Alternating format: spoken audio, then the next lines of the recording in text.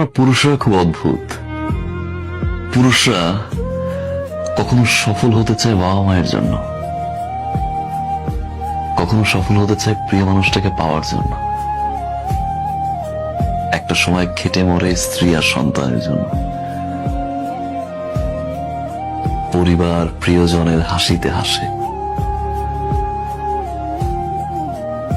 তাদের দুঃখে আবার কাঁদে।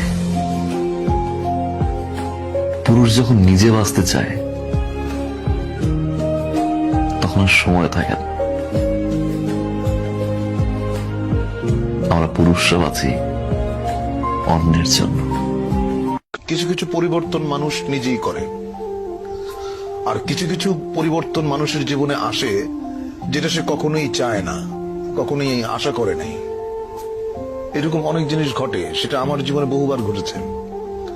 আমি যেটা করতে চেয়েছি সেটা করতে পারিনি।